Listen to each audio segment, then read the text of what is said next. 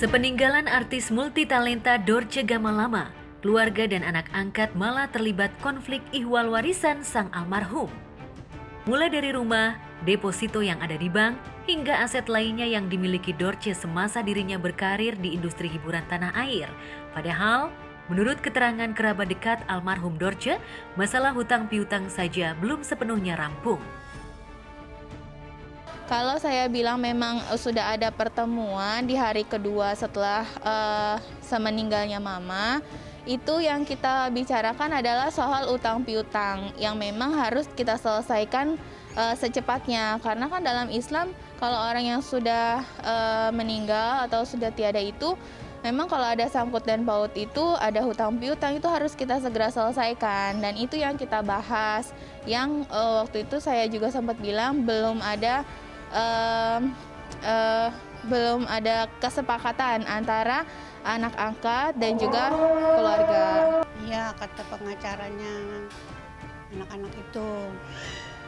Ya kita tinggal nunggu aja. Gitu. Kan kita juga udah pegang pengacara. Iya, jadi kalau emang Tante Amel kan waktu itu kita juga sudah adakan pertemuan, memang itu secara tidak sengaja ya, padahal sebenarnya kita tuh kepengen ketemu sama anak-anaknya aja itu di situ. Tapi ternyata tiba-tiba anak-anak membawa Tante Amel pada malam itu, ya sudah kalau memang sudah ada kita obrolin sama-sama, dan itu hari itu kita membahas memang soal hutang piutang mama yang memang belum terselesaikan, bahkan sampai hari ini pun belum gitu. Jadi kita tuh di sini ngebahas kita pengen tahu nih list hutangnya mama yang dipegang sama anak-anak, yang dipegang sama pengacara gitu kan, ada berapa, terus sudah diselesaikan yang mana saja gitu, supaya ada kecocokan antara kita dan juga anak angkat gitu. Karena nanti kan kalau anak angkat aja yang tahu, kita nggak tahu kan, nanti takutnya ada apa namanya tuh, nggak kesesuaian gitu ya gitu. Karena kan ada juga beberapa yang menagih sama kami gitu. Di situ kita minta list aja, minta list, dikasih tahu lah berapa uang yang masuk, berapa uang yang keluar, kemudian sumbangan dari siapa gitu kan, kemudian yang udah diselesaikan berapa aja gitu. Bukan kita minta uangnya, cuma minta list aja diberitahukan, tapi ternyata anak-anak dan juga pihak pengacara tidak mau terbuka sama kami gitu kan. Meski kedua belah pihak telah bertemu untuk membahas hutang piutang almarhum selama masih hidup, namun pertemuan tersebut justru menemukan jalan buntu. Tak ada solusi yang terjadi di pertemuan itu. Padahal menurut keluarga, yang harus didahulukan adalah hutang almarhum sebelum pembagian warisan. Jadi gini, setelah diperhitungkan antara harta warisan dengan hutang, jadi kita harus prioritaskan hutang dulu nih. Setelah hutang baru didatain namanya harta warisan. Nah, warisan memang kita pernah mendengar bahwasanya mendiang Ibu Dorce akan menghibahkan atau memberikan sumbangan. Apakah itu berbentuk wasiat nantinya? Itu kita tunggu sampai 40 hari ini. Karena itu versi dari pihak anak angkat melalui pengacaranya. Akan tetapi kalau kita hitung-hitungan juga, 40 hari itu kan sebenarnya kan tidak lazim. Kenapa? Seharusnya apabila seseorang sudah meninggal, diselesaikanlah hutang maupun harta warisannya. Jadi kalau bisa berpendapat, oh ada wasiat nih, kan begitu. Wasiat itu kan sebenarnya apa yang keinginan Bu Dorce nih. Misalnya dia kepingin ada nanti harta dia untuk disumbangkan ke orang lain. Boleh dengan wasiat, tapi tidak bisa juga lebih dari 1/3 bagian. Menurut dari pihak anak angkat kan sekarang sudah ada lawyernya ya, sudah ada pengacaranya. Jadi kalau apa-apa pengacara yang berbicara gitu. Sampai detik ini pun semua yang berhubungan dengan mama, segala dokumen-dokumen penting mulai dari sertifikat gitu kan, KTP, KK, dan juga ATM, rekening, itu semua dipegang sama anak-anak, bukan sama kami gitu. Padahal udah jelas di sini bahwa kamilah ahli waris. Jadi kalau seandainya ada apa-apa, kami tuh kepengennya anak-anak tuh ngobrol sama kami gitu kan. Kalau ada apa-apa, misalnya memang ada yang sudah diselesaikan, ya bicarakan dengan kami gitu loh. Jangan apa-apa melangkah sendiri. Surat wasiat mama juga yang katanya kata pengacara sudah ada tapi belum dibicarakan, nunggu 40 hari dulu. Kemudian juga untuk apa kita merebutkan harta gitu kan. Kita di sini tidak mau memperebutkan apapun dan juga tidak mau kisruk atau kasak-kusuk tentang apapun. Cuma saya di sini sebagai perwakilan dari keluarga aja, bahwa mama itu masih punya saudara kandung, masih ada kakak perempuan dan juga abang laki-laki yang masih hidup gitu. Jadi kita di sini tidak mau memperebutkan apapun, tidak mau juga bersih tegang tentang harta warisan, apapun itu tidak mau. Memang yang kalau sudah menjadi milik anak-anak angkat mama ya silahkan, dan yang harusnya menjadi milik kakak kandung itu ya diberikan, itu saja.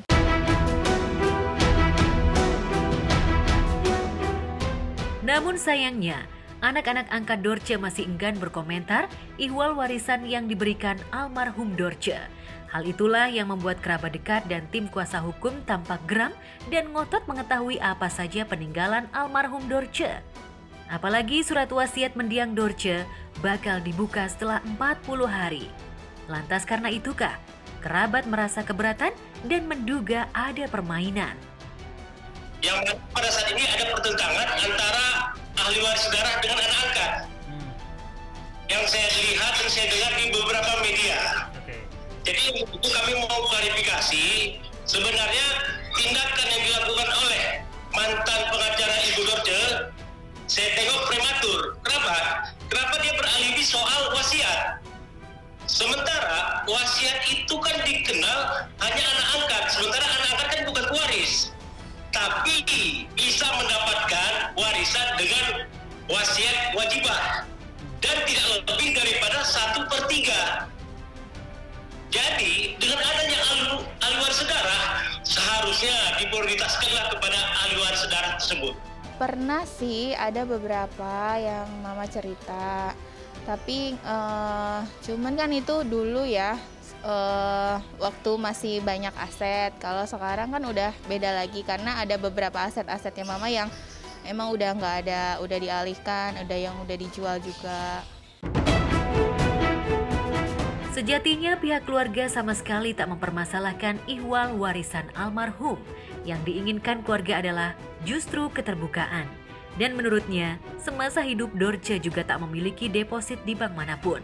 Jika ada, sudah pasti uang tersebut sudah digunakan untuk keperluan berobat ke rumah sakit.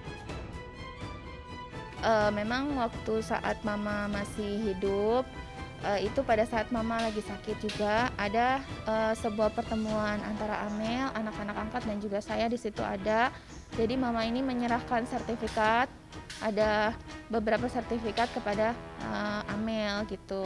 Nah kami di sini menuntut untuk itu dikembalikan karena kan yang punya mama saudara kami sudah tidak ada gitu. Jadi tolong dikembalikan kepada kami karena kami ahli warisnya, kami yang berhak. Memang mama itu sudah memberikan hadiah kepada anak-anak angkatnya mama. Seperti Rizky sudah punya rumah di Surabaya, Fatima juga sudah punya rumah di Jogja. Untuk Khadijah juga sudah diberikan sama mama haknya, hadiahnya maksudnya. Kemudian juga untuk Abu Bakar juga sudah diberikan. Jadi untuk masalah itu memang mama sudah bicarakan dan sudah beritahu kepada semua keluarga.